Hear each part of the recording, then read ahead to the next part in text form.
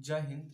आज के वीडियो में हम लोग बिहार बोर्ड जो क्लास 10th का एग्जाम होता है वो कितने नंबर का होता है, उसमें कौन कौन से सब्जेक्ट होते हैं और कितने नंबर का ऑब्जेक्टिव होता है और कितने नंबर का सब्जेक्टिव होता है, इन सभी बातों को हम लोग जानने वाले हैं। और इसमें ये भी बताएंगे कि कितने नंबर का एग्जाम होता है और कितने नंबर पे जो है रिजल्ट बनता है और कितना नंबर पे फर्स्ट डिवीजन होता है, कितने नंबर पे सेकेंड डिवीजन होता है और कितने नंबर पे जो है आपका थर्ड डिवीजन, कितना से कम नंबर आएगा तो आपको फेल कर दिया जाएगा।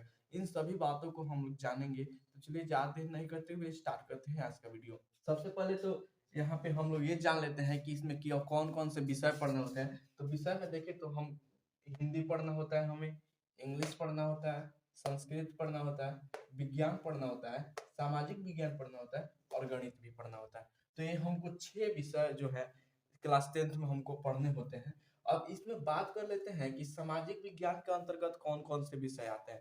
सामाजिक विज्ञान तो आप लोगों ने नाम सुना होगा। एक बार की बात है, ऐसे ही मैंने आज से 4-5 साल पहले जो टॉपर रहे हो थे उन लोगों से पूछ दिया गया था कि सामाजिक विज्ञान के अंतर्गत कौन कौन से सब्जेक्ट पढ़े जाते हैं, तो वो नहीं बता पाए थे। तो ये दशा आपके साथ भी ना हो, ये घटना आपके साथ भी ना घटे, तो इसके लिए हम ये जान लेते हैं कि सामाजिक विज्ञान में हमें कौन कौन से सब्जेक्ट पढ़ने होते हैं। तो सामाजिक विज्ञान में हमें इतिहास पढ़ना होता है, भूगोल पढ़ना होता है, राजनीति विज्ञान पढ़ना होता है और अर्थव्यवस्था यानी इकोनॉमी पढ़ना होता है।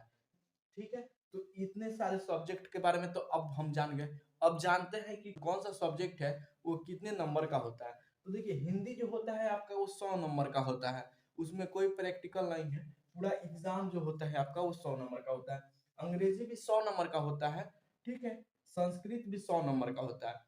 ये तीनों लैंग्वेज हो गए आपके, लैंग्वेज पेपर हो गए यानी भाषा हो गए। तो भाषा वाले जितने पेपर है वो 100 नंबर के होते हैं। ठीक है, उसके बाद हम देखते हैं विज्ञान की। तो विज्ञान जो है आपके एग्जाम जो होता है वो 80 नंबर का होता है, यानी जो बोर्ड में आप जाइएगा एग्जाम देने वो 80 नंबर का होता है। और 20 नंबर जो है आपके स्कूल से यानी आपको जो प्रैक्टिकल कराया जाता है उसका 20 नंबर आपको मिलता है। तो ये भी कुल टोटल कितने का हो गया, 100 नंबर का। ठीक, उसी प्रकार सामाजिक विज्ञान में है जो आपको है 80 नंबर का, जो है आपको बोर्ड में जब एग्जाम देने जाइएगा तो वहाँ पे आपको 80 नंबर का एग्जाम देना होता है और 20 नंबर जो है आपको अपने स्कूल से यानी प्रैक्टिकल के रूप में मिलता है। ठीक है, तो ये भी 100 नंबर हो गया। उसके बाद बात करते हैं गणित यानी मैथ का। तो मैथ जो है पूरे के पूरा 100 नंबर का होता है, इसमें कोई प्रैक्टिकल नहीं होती। ठीक है, तो अब ये तो कुल टोटल हम लोग का जो है ये हो गया 600 नंबर का एग्जाम होता है। ठीक है, अब बात कर लेते हैं रिजल्ट कितने नंबर पे बनता है।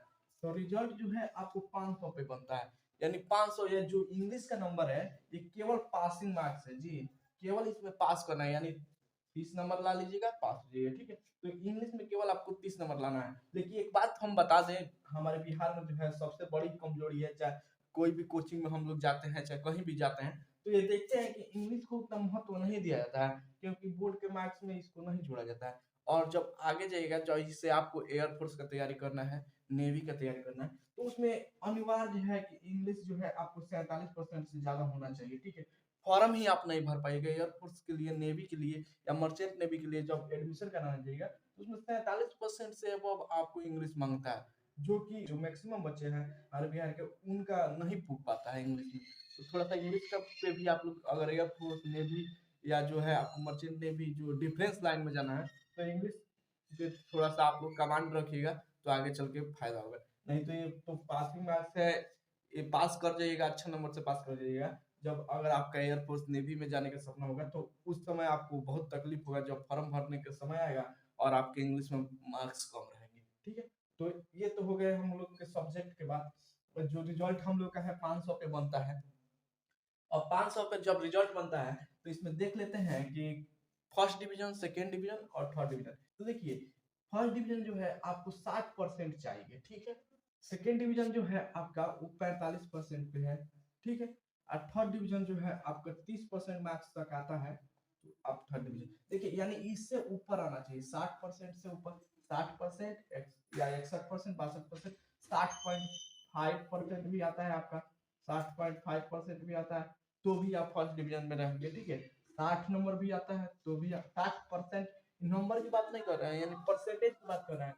जैसे 100 नंबर का है तो इसमें 60% 60 नंबर हो गया, ये 100 नंबर का है तो इसमें 60% 60 नंबर हो गया। ठीक है, और ये 80 नंबर है तो इसका जो 60% है तो इसको कैसे निकालेंगे, तो 80 80 का 60/100, ठीक है। तो 0 से 1 0, 1 0 से 1 0, 8 48, यानी 48 नंबर इसमें आ जाएगा। तो ये आपके 60% हुआ। तो कुल टोटल देखिए, थर्ड डिवीजन के लिए 30% चाहिए, कम मिनिमम मार्क्स कम से कम बता रहे हैं। सेकेंड डिवीजन के लिए 45% चाहिए और फर्स्ट डिवीजन के लिए 60% चाहिए। ये तो आपका मिनिमम मार्क्स हो गया कि first division, second division, third division वाला, ठीक है। अब इसको निकालेंगे कैसे कि जैसे पूरा अब कुल टोटल हम लोग का एग्जाम कितने का हो रहा है, 500 का हो रहा है, ठीक है। अब इसमें फर्स्ट डिवीजन हमको चाहिए तो कितना परसेंट लाना है, 60% बटा 100। तो इसको 0 से 2 0 कटा लीजिए, 6 25 30, 1 0 1 0, यानी 300 नंबर फर्स्ट डिवीजन आपका चाहिए तो 300 नंबर चाहिए। उसी तरह सेकेंड डिवीजन तो 500 का 45% निकाल लेते हैं, 2 0 से 2 0 25 25, हाथ में 2, 5 का 20 2 22, 225 नंबर रहेगा। तो आप सेकेंड डिवीजन में चल जाएंगे और 225 से कम रहेगा और 150 नंबर तक रहेगा, ठीक है। तो आप थर्ड डिवीजन माने जाएंगे, ठीक है। तो एक क्लियर तो आपको हो गया। अब उसके बाद हम लोग बात कर लेते हैं ये हमारा ऑब्जेक्टिव कितने नंबर का होता है। जो सब विषय में, जैसे हमारा हिंदी में है तो हिंदी में हमारा ऑब्जेक्टिव जो है वो 50 नंबर का होता है, ठीक है। यानी 100 को क्वेश्चन रहेगा जिसमें से आपको 50 को बनाना होगा और उसके लिए जो मार्क्स आपको दिए जाएंगे वो 50 मार्क्स दिए जाएंगे, ठीक है। उसके बाद देखिए अंग्रेजी में देखते हैं, तो अंग्रेजी में भी 100 ऑब्जेक्टिव क्वेश्चन रहेगा जिनसे 50 को आपको करना होगा और जो नंबर आपको दिए जाएंगे वो 50 नंबर दिए जाएंगे, ठीक है। उसके बाद देखते हैं संस्कृत का, तो संस्कृत भी है जो 100 नंबर का एग्जाम है, उसमें 100 ऑब्जेक्टिव क्वेश्चन रहेगा, ठीक है। और 50 को उसमें से करना होगा जिसके लिए आपको 50 मार्क्स दिए जाएंगे, ठीक है। उसी तरह देखिए विज्ञान में देखते हैं, तो इसमें 80 को ऑब्जेक्टिव क्वेश्चन रहेगा जिसमें 40 को आपको करना होगा और इसके लिए 40 मार्क्स आपको दिए जाएंगे, ठीक है। उसी तरह जो है आपका सामाजिक विज्ञान में भी 80 को क्वेश्चन रहेगा, 40 को करना होगा और उसके लिए मार्क्स भी आपको 40 को दिया जाएगा, ठीक है।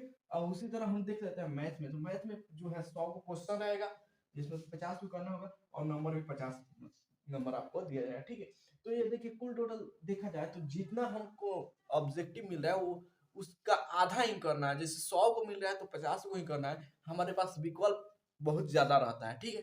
यानी हमको जो नहीं आता है वो छोड़ देंगे, जो आता है वो सही कर लेंगे। यानी जो 100 में से आपको 50 को ही बनाना है। अब आप कहीं से भी बना सकते हैं, रेंडमली बना सकते हैं। जैसे आपको OMR सीट दिया जाता है, ठीक है, उसमें भरना होता है। अब देख लेते हैं सब्जेक्टिव का क्या मामला है। सेम इसी तरह सब्जेक्टिव का होगा, ठीक है। एक दो को दीर्घ उत्तरीय क्वेश्चन आपको करना है और कुछ लघु उत्तरीय करना है, ठीक है। तो दीर्घ उत्तरीय में आपको क्या है, जैसे 2 को क्वेश्चन करने के लिए बोलेगा तो वो आपको 4 को क्वेश्चन देगा, तो उसमें से किन्हीं 2 को कर लेना है आपको। दीर्घ उत्तरीय में या लघु उत्तरीय में जो है आपको उस जितना क्वेश्चन आपको दिया जाएगा, मतलब जितना आपको बनाना है उसके दुगुना क्वेश्चन दिया जाएगा। यानी जैसे आपको 2 को बनाना है तो 4 को दिया जाएगा, 4 को बनाना है तो 8 को दिया जाएगा, 8 को बनाना है तो 16 को दिया जाएगा। यानी क्वेश्चन के आपके पास विकल्प बहुत ज्यादा होता है। तो आई होप कि ये सभी बातें आप लोग समझ गए होंगे। और समझ गए होंगे तो जो है आपको अगर समझने में कोई कठिनाई आती है तो क्या कीजिएगा, हमें कमेंट करके जरूर बता दीजिएगा। तो जय हिंद, मिलते हैं आपसे अपने अगले वीडियो में।